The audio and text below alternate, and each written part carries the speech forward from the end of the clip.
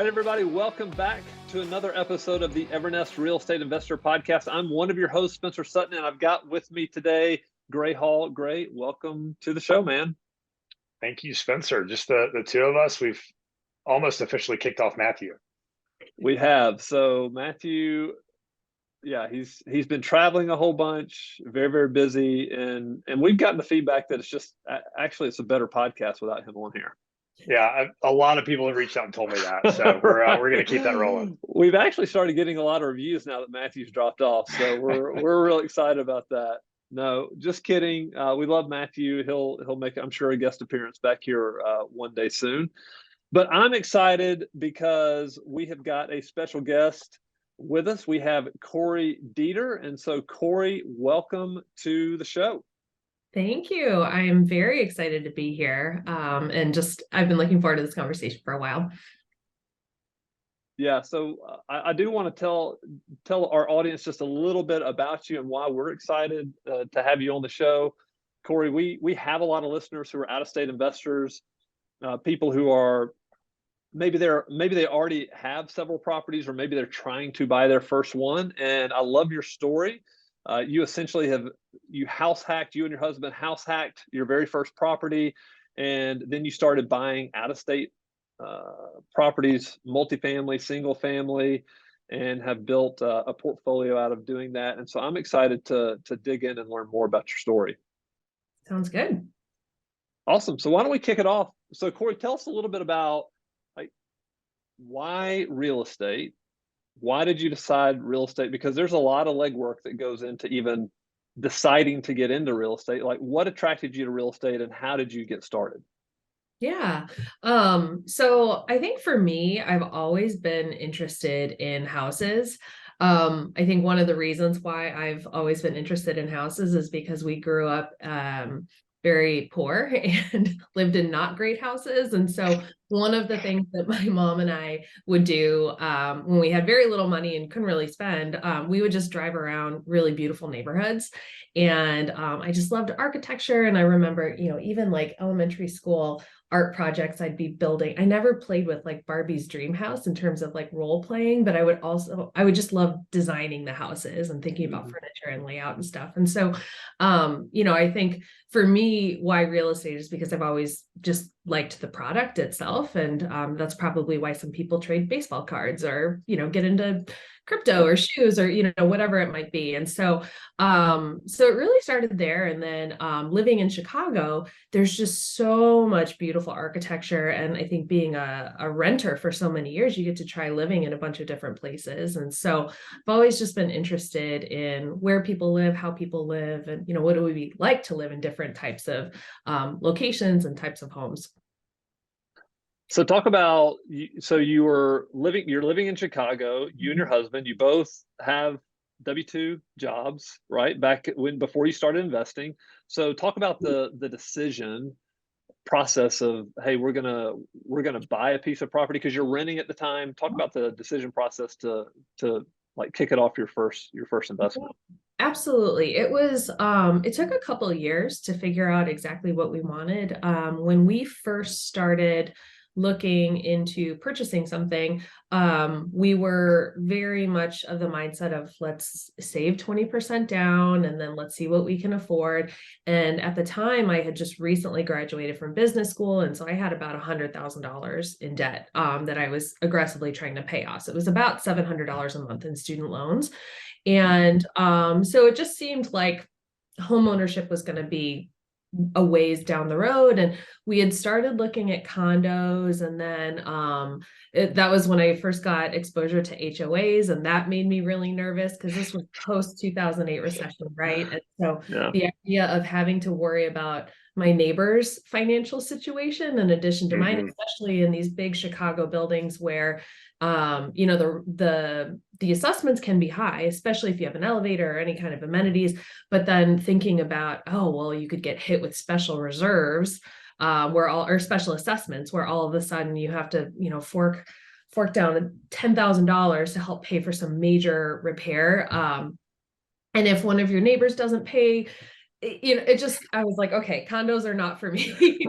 But But we knew that we didn't want to go to the suburbs, and we made a choice very early on that we weren't going to have kids. So it's not like we ever needed this like big sprawling suburban home down the road. And so we were renting for a while. We said, maybe we'll just rent forever, who knows? But we were walking, it was a very cold winter day, which Chicago has many of those.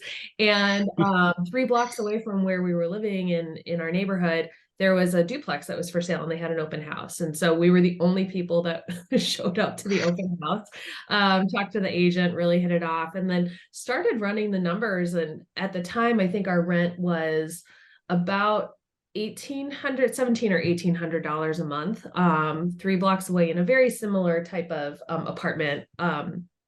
And we asked, in this duplex, is there somebody living downstairs? And they said, yep, they've been here for 3 years. They pay $1,400 a month. And so we started running the numbers on what our mortgage would look like, and subtracted the rent. And we realized, hey, we could actually save a couple $100 and buy this place. And at the time we had the 20% down that we were just sitting on and didn't really know what to do with it.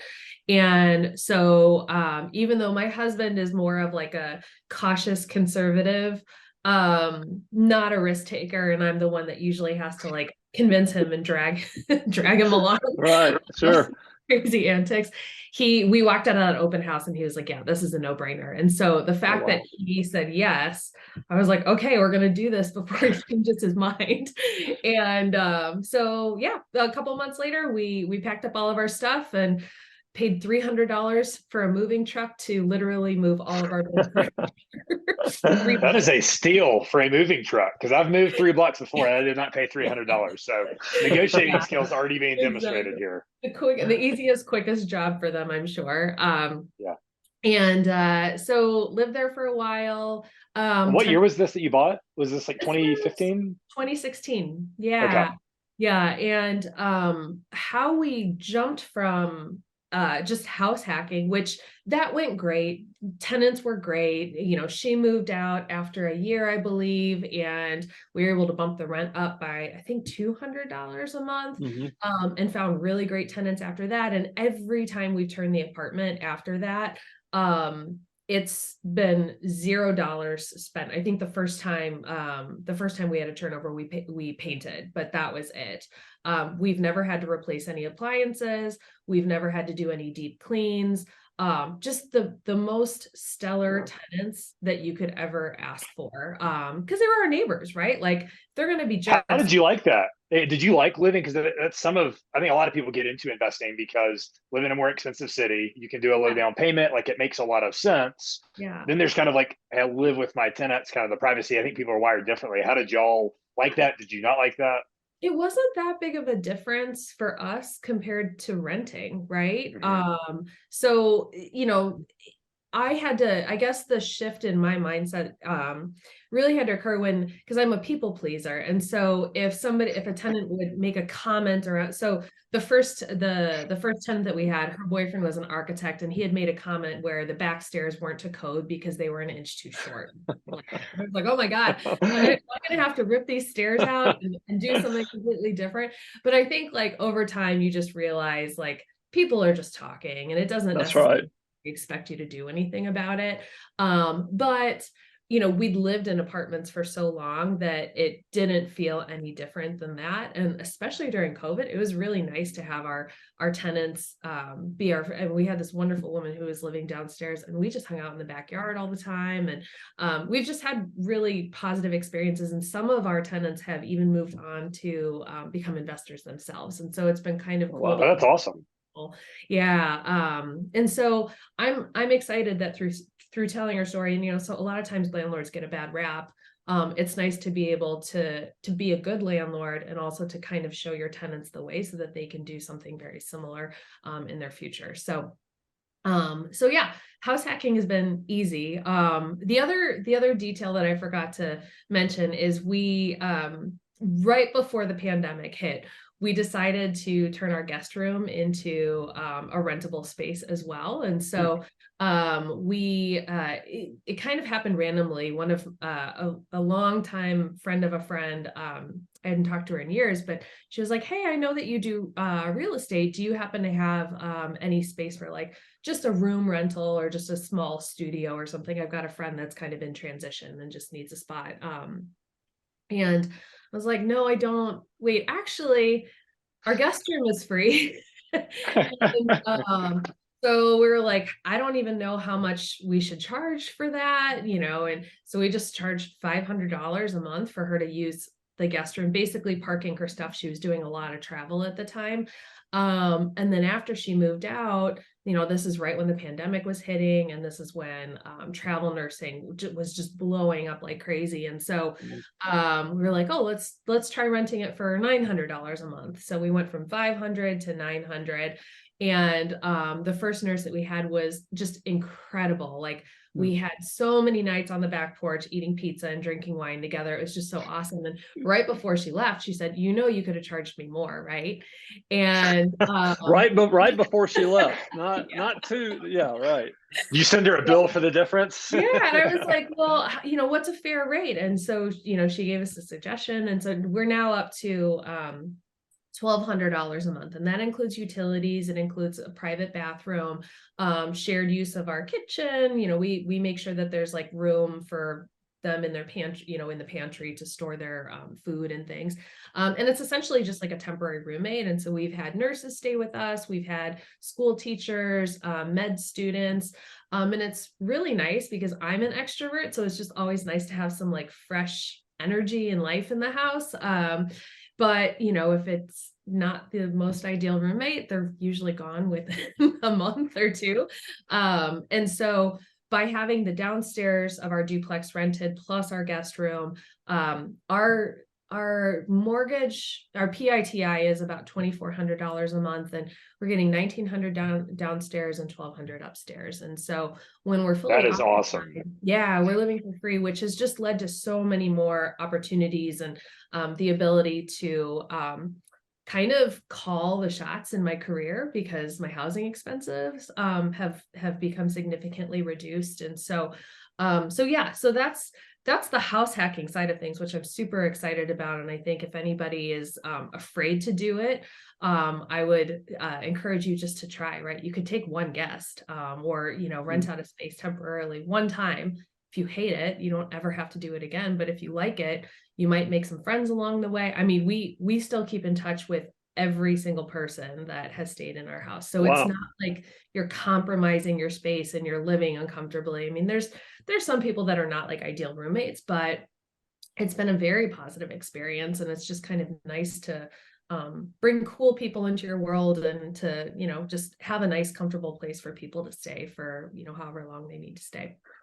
And it's a trade-off, but if you're willing to trade off for a short period of time, what that allows you to do is like lower the risk of taking bigger risks in the future. Whether that's like house hacking, I think a lot of people can get into that way. Or if you have a high W-2, not going out and buying that, house that's 45% of your gross pay. And so like, hey, whatever you can do to basically protect the downside, and house hacking is a great strategy. Yeah. Being a little bit uncomfortable, but if you are an extrovert, like I probably wouldn't enjoy that. I'm an introvert. I kind of like my privacy.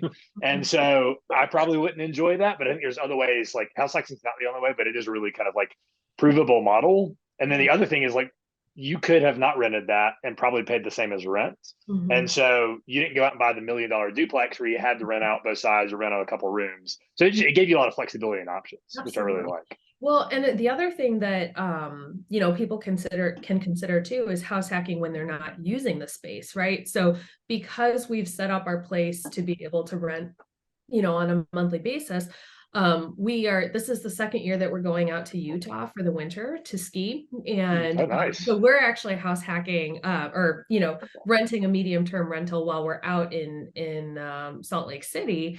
And it's been a way to justify paying for, a 3-month rental in Salt Lake City. And in the meantime, we're in the process right now of either renting out our guest room and just having somebody get like a really sweet deal because they're renting a guest room, but they're going to have the entire place to themselves, or potentially renting out our entire unit for for the 3 months that we're out there.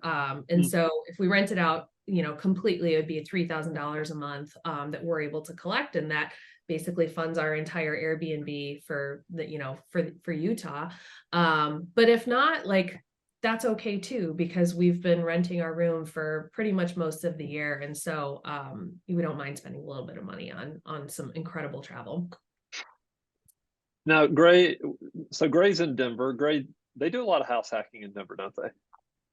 It's pretty popular. Very popular. I bought a house with a downstairs unit, planned to rent it out, and then we got a dog and we realized we liked our privacy. So we went the flexible option and didn't end up renting it out. But yeah, it's very popular in a lot of these cities. And there's even an agent on our team at Birmingham, and similar thing. He bought a house, he was paying rent, and he rented out 2 of the bedrooms. Like, it also doesn't have to be an up-down duplex too. Like, you can rent out bedrooms, especially easier if you're single, or if you got a spouse that's like okay with that. So yeah, I think there's a lot of markets right now with the way housing is. Like, this is a good entry in, and especially if you can find a way to add value to that. So that's what we did. So we were to add value, and you can create a lot of equity that way. So I love that as the first step into people's investing journey.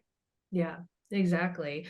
Yeah, we did some value add as well. We had, when we bought the place, the attic was completely unfinished. And so we built a huge owner's suite up there with an extra bathroom, a new bedroom, a loft space. And so we now have 2 floors of living area. So that also makes our house hack really comfortable when we're renting our guest room out, because we've got our spot there's like 4 TVs in the house. So there's plenty of places to lounge, and there's plenty of places to like not be together if you don't want to be together. So I think that's really important if you do decide to open up your home to rent to people. You don't want to have to like stare at their face every single night in the living room.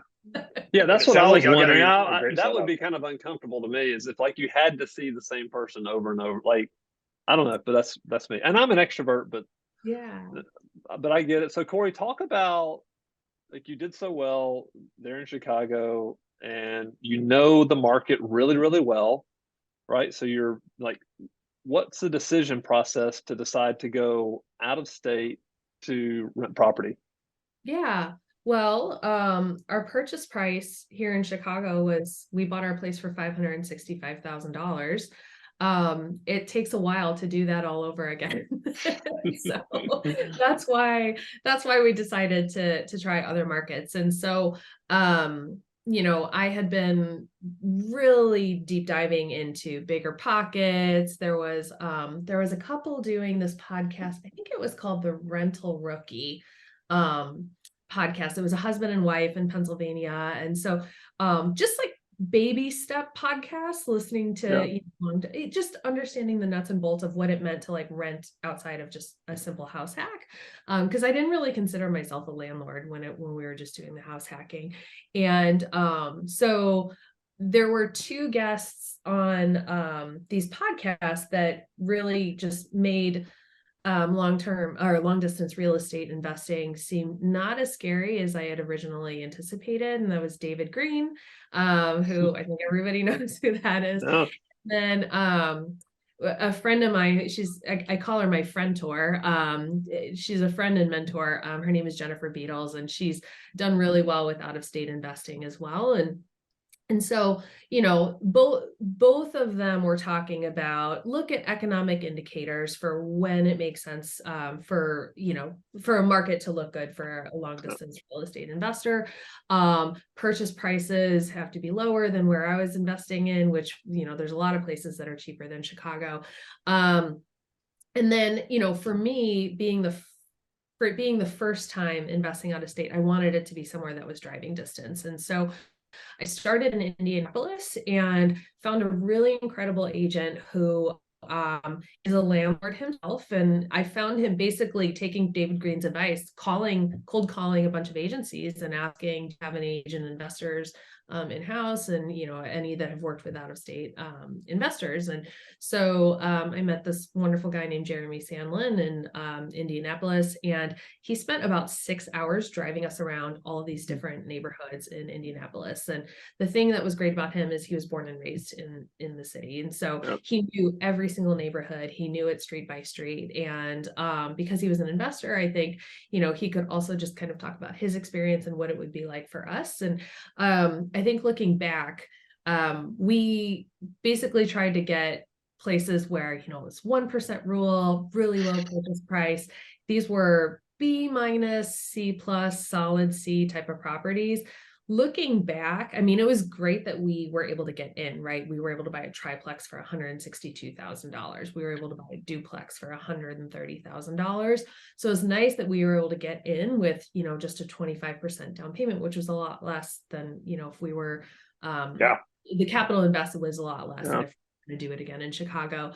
I think we didn't understand that, you know, sometimes, especially as an out-of-state landlord, as an out-of-state investor, the C-class properties, unless you have incredible property management that's like really on top of it, the pro forma can look wonderful. What you actually collect is a different story. Sure. So, it's a tough lesson to learn.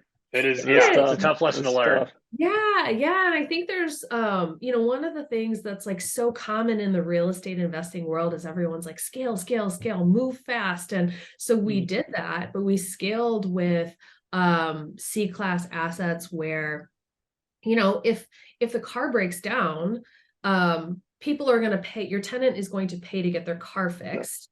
Before they pay their rent, because that car gets them to work and that car is going to get them their income so that they can put food in their kids' mouths and continue to work, right?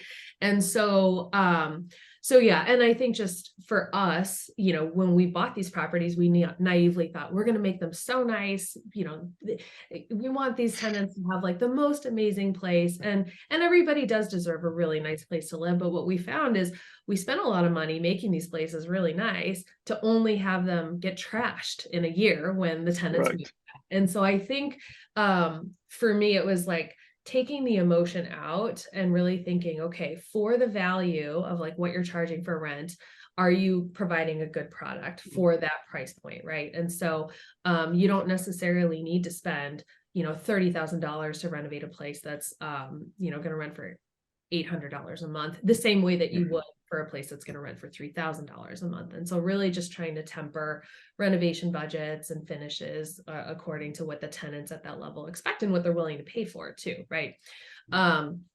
And so we started in Indianapolis. I think we ended up having about 12 units total down there. It was our first experience firing property management. And so that was another thing where, you know, we stayed with the wrong property manager longer than we should have, right? We had a vacancy for like 5 months, and I was complaining to one of my friends and she was like, well, why haven't you fired them yet? And I was like, oh, I guess that is an option. I can do that. Hey, trust me, we know, we've been fired. You can fire your property manager. Yeah. You definitely can. Yep. Yeah.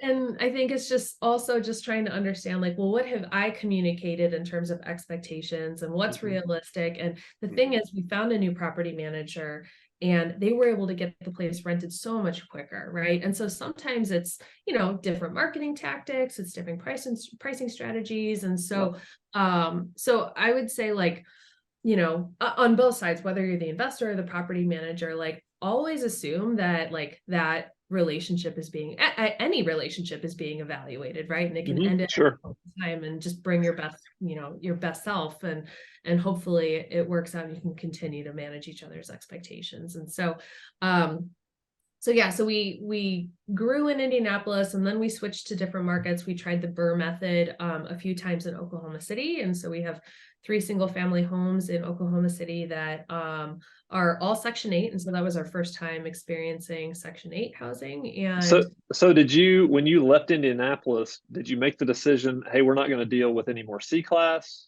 Like in our next markets, we're going to go A/B class?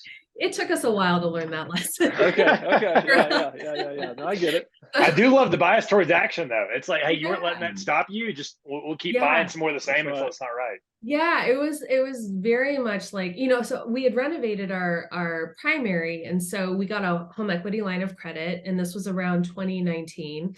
And so now we had more cash to invest, but we wanted to make sure we were recycling the money instead of just throwing down payments down because it was a home equity line of credit and we wanted to be able to replenish it. And so, so we were like, let's try Section 8. That's a new thing. And our thought was like, let's buy a few things in a market at a time so that a property manager will pay attention to us, so it's not like you're just, if there's one single family home that's like not worth their time. And so, after we tried Indianapolis and we're like, let's diversify, let's try a different market, let's try a different product, right? Because these are single family homes. And we did 3 BRRRRs in one summer, and all of them got rented, and it was a good experience understanding what it takes to be Section 8 approved. And we still have all 3 of those properties today.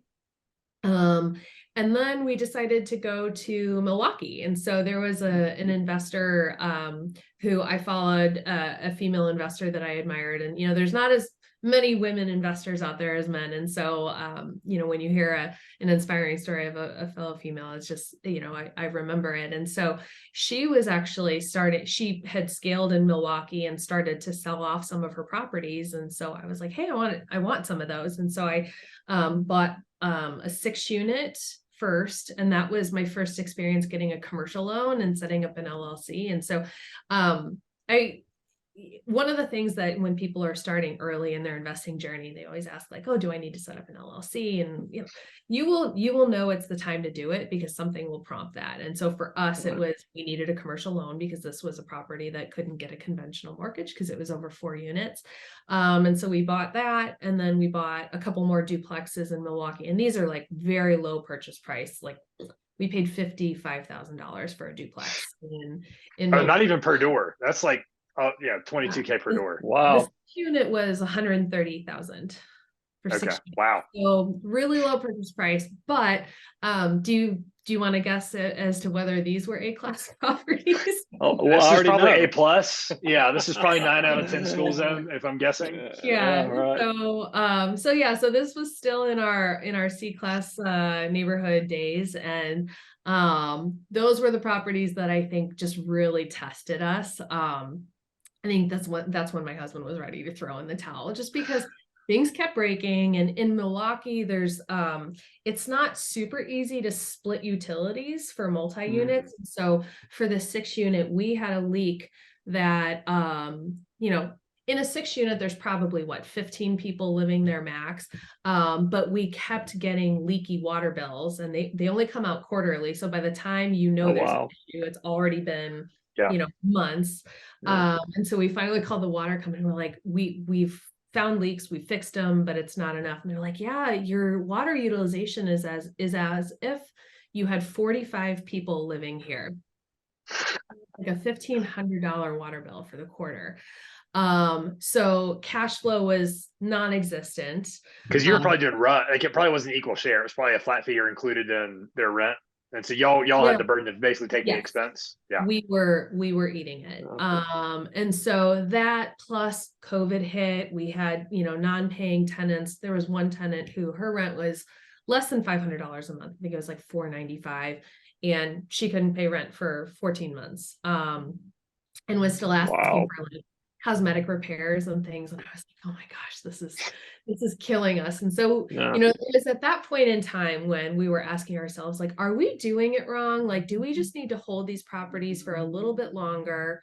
Will they, it's like, are they going to turn around? Are they going to turn around? And just kept asking ourselves, and, and also asking other investors who had been doing this longer than we have, like, are these years hard? Like, are we doing it right? Or are we doing it wrong? Or is this just part of everybody's journey? And what I consistently heard is when you're scaling, years 3 and 4 are pretty hard because the high of amassing all of these properties goes away. It's easy to get pregnant, but it's really hard to take care of a newborn, right? And so much different. Taking care of all of these like special needs babies that have, challenges and different needs. And so that's when we decided, okay, let's start selling. Let's figure out what's serving us, what's not. And this was, during the pandemic years, right? So the property values were continuing to go up. So the nice thing is even the properties that weren't cash flowing for us, when we sold them, it's like we got paid at the end. And so that's when we started doing a lot of 1031 exchanges. And so Only in the past year and a half have we started upgrading our portfolio. So we actually are decreasing our unit count. I think we, at our most, we had 29 units. And we're now decreasing the unit count, but getting nicer quality properties where the pro formas are boring. They're unsexy, but we actually collect that and sometimes more. And so yeah, all of this is happening. You know, my husband had left his job, and he was, you know, kind of handling all of this full time. And then over the past year or two, I had, you know, decided, you know, my job was just so incredibly stressful. I was in the health tech world working for a startup, and decided to take a sabbatical at the beginning of this summer, this past year. And so since I left my job, when we've been doing these 1031 exchanges, I've thought about, you know, now that I have a little bit more time, like how can I increase the cash flow so that hopefully at the end of my sabbatical, I don't have to go back to work. And so we've been converting some of our properties, or just thinking about the new properties that we're buying. Is there a possibility of doing medium-term rental and even short-term rental? And so this past summer, I spent a few weeks in Chattanooga on some of our more recent properties, getting them furnished and getting travel nurses and executives and, you know, just getting people into those units. And so that's been a lot of fun. And the cash flow is definitely better. It's a little bit more work. And I think there's just, you know, with long-term renters, it's very set it and forget it until you hear that the breaks or something like that. But with the medium-term renters, it's there's a lot of activity to get those places filled, but once they're filled, the margins are higher. The properties have been very well taken care of so far. It's been really fun for me to furnish them. And yeah, so, you know, the goal is to continue to grow this portfolio slowly where it makes sense, and then hopefully not have to go back to work. So do you have a set done. time? Yeah. Do you have a set time for your sabbatical? Or are you like, hey, at the end of this period of time, I'm going to reassess? It was so it was September for me. I was thinking, So we're past that. It's October now, just for the listeners. Yeah. So I had told myself, let me see how much traction I can make in the summer. And so that was either going to be another deal or getting into partnerships, because we had not had any partnerships before. And so I said, if I can just make like one more thing happen by the end of the summer, that will be enough of a signal for me to not have to start interviewing for jobs again. And so luckily, we were able to get 2 places under contract. So, and these are both short-term rentals. One of them is a 1031 exchange. So we took a headache 6-unit property in Indianapolis and 1031'd it into a short-term rental, new construction in Asheville, North Carolina. Oh, great. Yeah.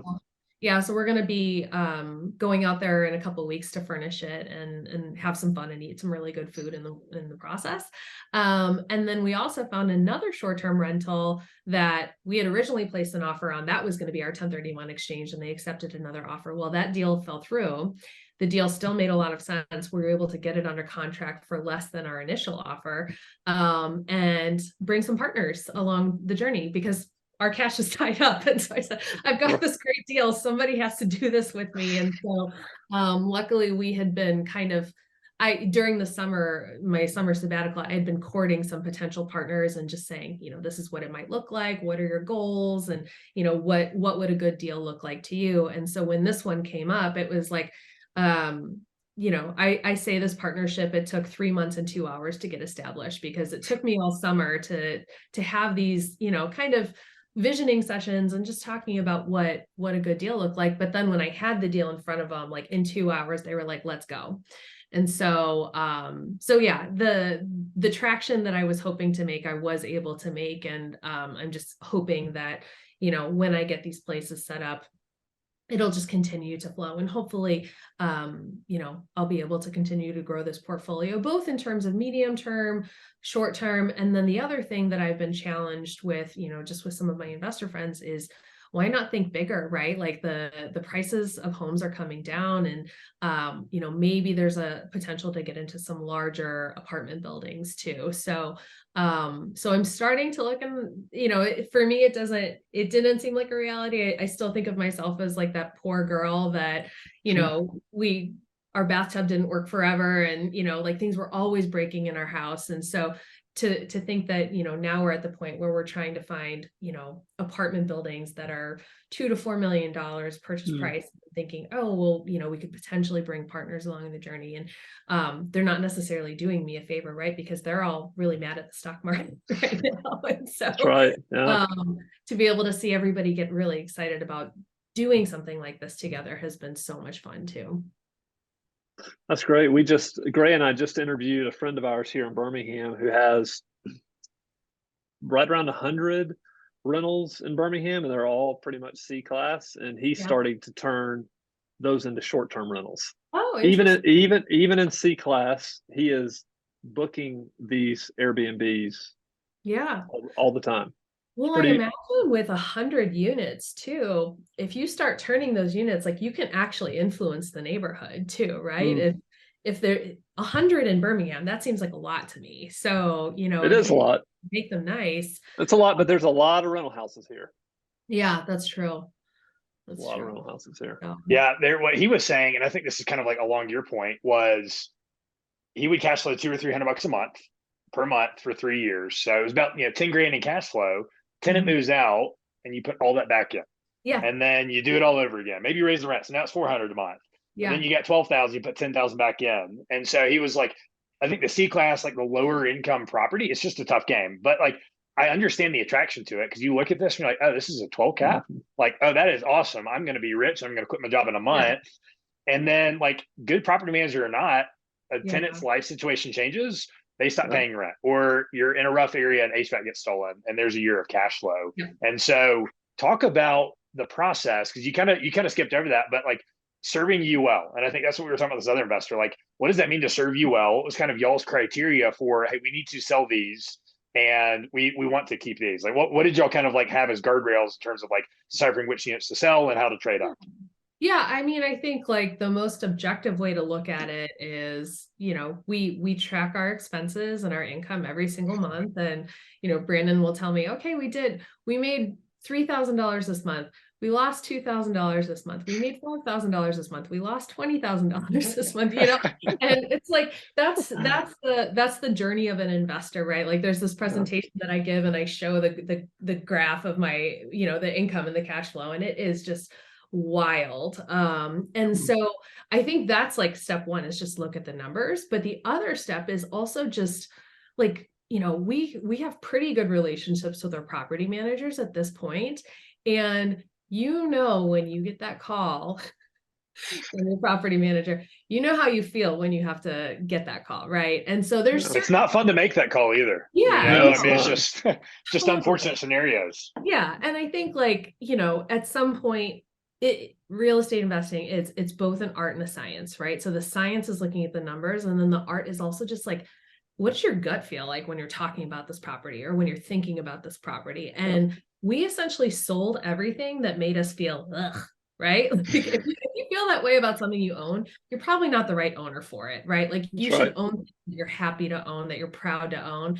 And I am really excited to say that like all of the properties that are in our portfolio now are like, either they make me feel neutral or they make me feel really good, right? And just because it wasn't a good property for us doesn't mean it's not an amazing property for somebody else. So it's really just finding the right owner for the right home.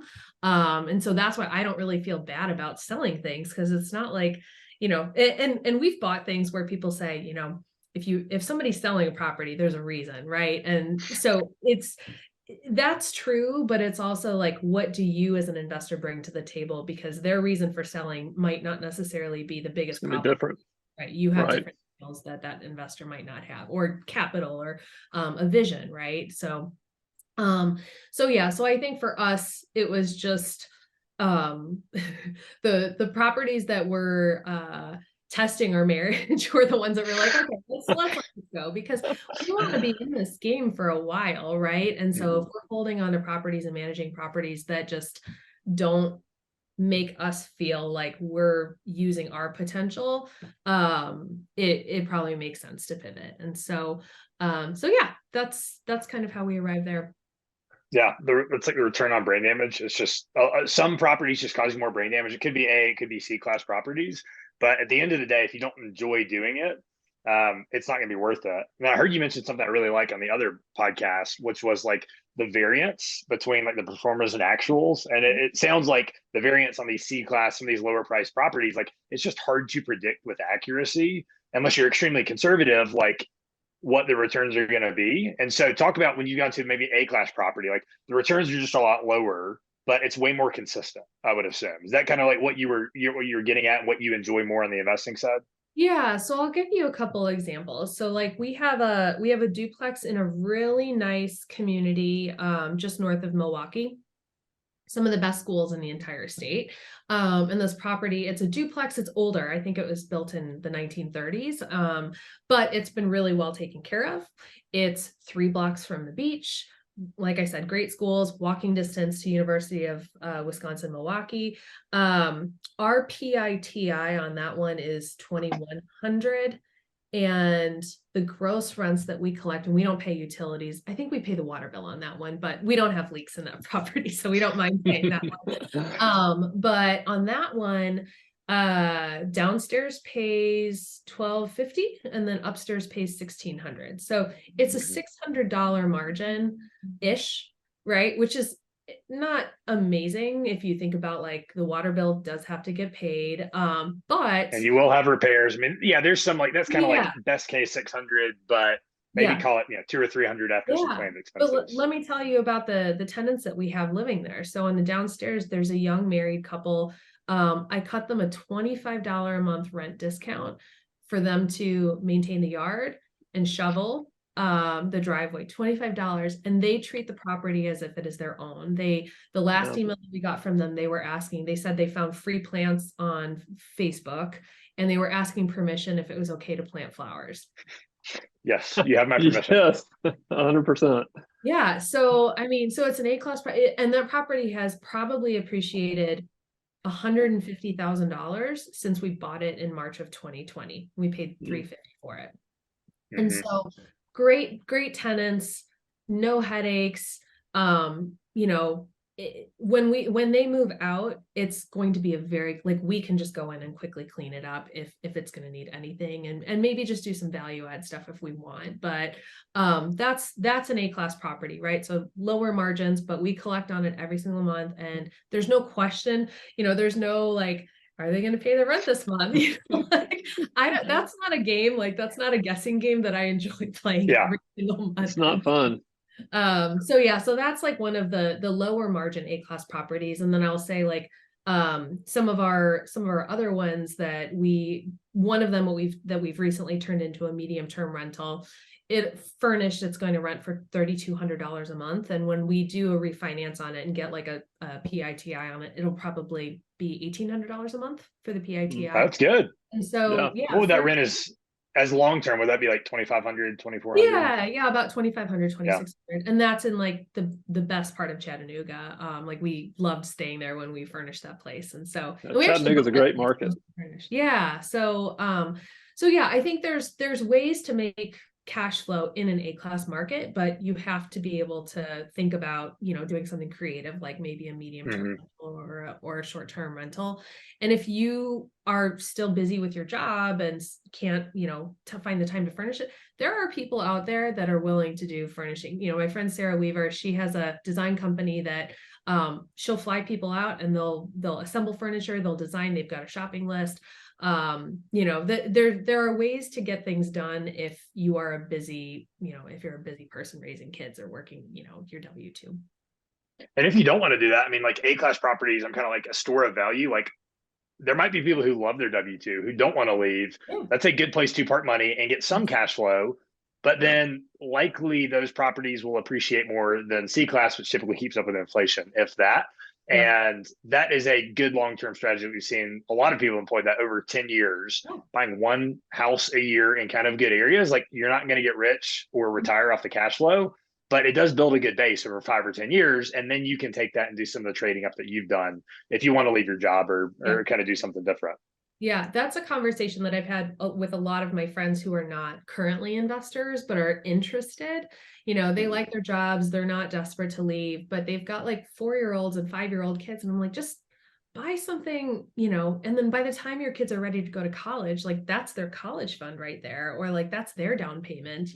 So yeah, I definitely think it's possible to, if you don't want to do real estate investing full time, there's so many ways to get in that aren't going to be headaches. And I have some friends that have bought new construction townhomes as investments, and they never hear from the tenants, and their tenants are like, they decorate better than we do. Right?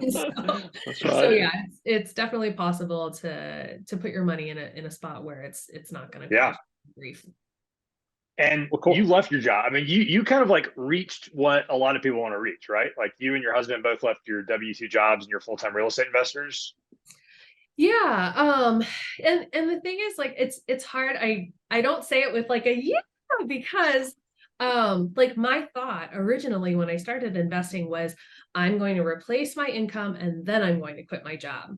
Well, life doesn't always happen that way, right? Like I left a pretty stressful job situation where, I mean, my blood pressure, I had to go on blood pressure medication. I broke a tooth because I was grinding my teeth so bad in the middle of the night. And so it just came to the point where it was like, we'll figure it out, right? And so we had an emergency fund, and luckily the investing that I've done this summer has made it possible where we haven't tapped into that emergency fund. And so that's why the sabbatical keeps getting delayed, right? Because we had 6 months of wiggle room, and that 6-month mark just keeps moving out. And so I think I still somewhat a lot of times feel like I'm not doing enough. I'm a failure because the cash flow is all over the place, like I talked about, right? But one of my friends, she was saying, like, think about the wealth that you've generated. So like, if you really wanted cash flow, you could sell one of your Oklahoma City properties and just live off of the proceeds from that, bite the tax, don't do a 1031 exchange for once, and live off of those proceeds that would buy you a year probably, right? And so or think about like refinancing, because that wealth should serve you as well. It doesn't always have to be cash flow. And so I'm in the process of trying to just change my mindset where success doesn't solely hinge on the cash flow. It can also be part of the capital gains that you've made, the tax refunds that you're going to get based on, the depreciation that you're able to get. And so yeah, I'm excited, and I'm like getting to the point where I can like celebrate the success, but it doesn't feel there's no like big Instagram post saying like I left my job. But I think that's the journey for a lot of people. This is reality, right? And I think there's some people that do get to have that like really pomp and circumstance announcement. And for me, it's more just like I wanted to preserve and protect my mental health, and you're only young once, and I want to be able to enjoy my life. And for a very long time when I was working a really stressful job, that was not the case. And so and I think when you're happy, you can live with less, right? Like when you're miserable and you're working 1 million hours, you're doing a lot of DoorDash, you're doing a lot of retail therapy, you have like this treat yourself mentality when it comes to vacations. And when you're happier with what your life looks like, you like a walk in the middle of the day is like enough to just like make me super happy, right? Like you don't need as much. And so I think for a lot of people that are like in that like really successful W-2 job, but they're also investors and they're trying to make that decision, I would say like just position it as a sabbatical like I did, because you can always go back to be a failure, right? But if you don't have to go back to work, like hell yeah, that's amazing. All right, Kory, this has been awesome. Thanks so much for your time. We have this has been great. I really appreciate you taking time to talk to Gray and myself. And so if anybody wanted to follow you, reach out to you, how would they find you? Yeah, so there's 2 ways. One way is through my Instagram. So there's posts of my travels, there's posts of my dogs, there's posts of wine. the normal life stuff. But I do usually give some real estate updates there as well, especially when we're on the cusp of something really exciting. And so my Instagram name is _REI. So KOR_REI. And then I'm also the co-host of the InvestHER chapter here in Chicago. So it's a group for female investors, whether you're a flipper or long-term buy and hold, commercial. We get together once a month. And so we're on Meetup. If you just search InvestHER Chicago, you'll find our group, and we meet once a month. Awesome. We'll put both of those in the show notes. So if people are looking for those, well, thanks again, Kory. And we'll be back next week with another episode of the Evernest Real Estate Investor Podcast.